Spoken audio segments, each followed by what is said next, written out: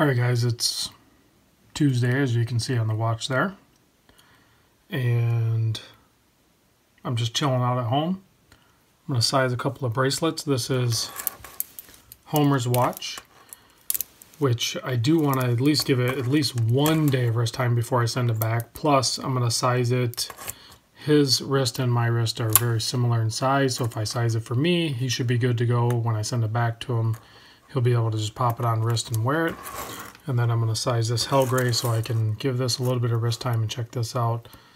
It's actually a pretty cool looking watch, and it has the Seiko Mecha Quartz in it. And I'll do reviews. Well, I already did the review on the G-Shock, and I'll do a review on this Hell Gray later, but I do want to give it a little bit of wrist time. So just real quick, you can see the arrows, so that's how I'm going to push the pins out. My standard is on this side. I'm going to take 2 links out. I'm going to take 1 link out on this side. Shouldn't take very long at all. So while I'm doing this, I'm going to attempt to talk about a couple other things. Typically, while I'm working, I do a lot of driving, and I'll listen to music. But recently, I've been actually enjoying some podcast, I guess is what it's called. Or, like the one that I've been listening to mostly is the Two Broke Watch Snobs. And I listen to them through the SoundCloud. What side am I doing this on here? Oh, you guys, when I'm sizing watches, I always I'll get started on it and then I'll mix it up. So, all right, I'm doing 2 out of this side. So I'll punch these 2 out. And I'm bouncing around on their episodes, the Two Broke Watch Snobs. Kaz, who's in Florida, and then Mike, who was in Florida but moved to Seattle area. So great show if you haven't listened to them. And like I said, I'm not a podcast guy like in the past or whatever. That was never anything that interested me. I gotta go grab a hammer.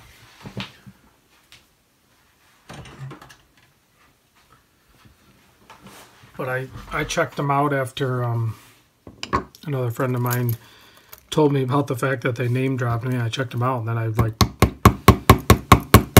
kind of started listening to their show, and I really like it. It's kind of nice to listen to a show that is based about all the watch stuff that we're not all nuts about. So now I just need to pop one out of this side. And then I noticed, I don't remember what Facebook group it was. It might even have been the Spring Bar watch group on Facebook. I honestly don't remember which one noticed it on, but they were talking about other podcast shows. And I never really took the time to look. For one, I'm kind of occupied just trying to catch up on all the... I'm the type of person that'll binge watch a show. So like when I discover something like the Two Broke Watch Snobs or whatever, I'll just go ahead and binge listen to all their episodes.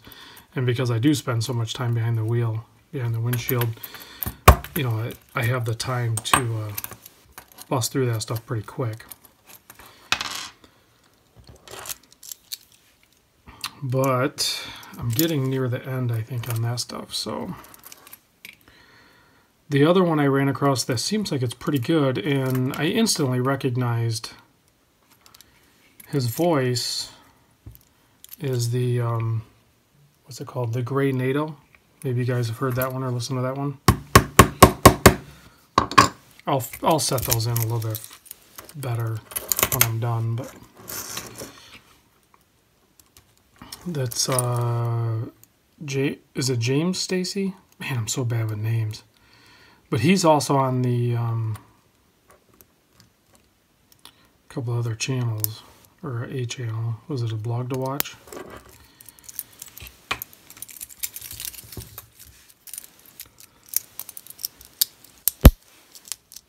That's dang near perfect. I might actually wear this tomorrow. So it's 2 out of one side and 1 out of the other, and I don't know, I'm somewhere in between 7 1/4 and a 7 1/8. And then it can go tighter, so with the micro adjust. So alright, so that one's done. I'd like to set those pins in a little bit better, but I'll do that in a minute off camera because it's going to require more hammering. The G-Shock is a little bit different for sizing because they're all little mini spring bars in there. So I need to figure out how many I'm going to take off that. I would just look at the square, but it's going to be quite a bit different because the lug to lug is different on it. So I think it's maxed out for tightness on the micro, which this has 4 micro adjust. I'm thinking to figure this out. I might do the same thing, 2 out of this side and 1 out of the other, and see where that puts me. I don't know if you guys have this down pat, or if you just kind of guess like I'm doing. So if there's other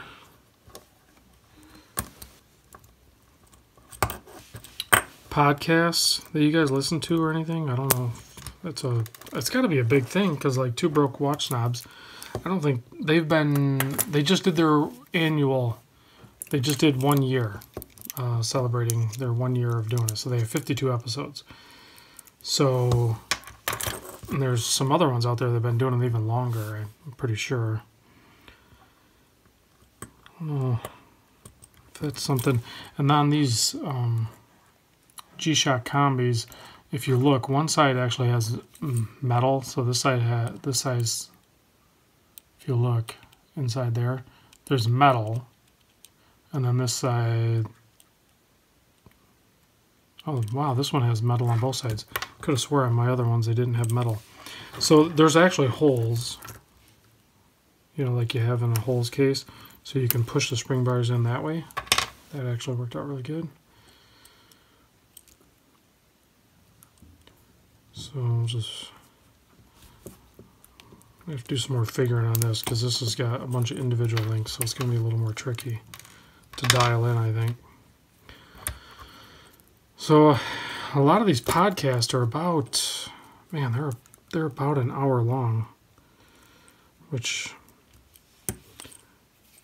if they have decent topics or, you know, carry the conversation going, doesn't seem like it's, you know, crazy long or anything. So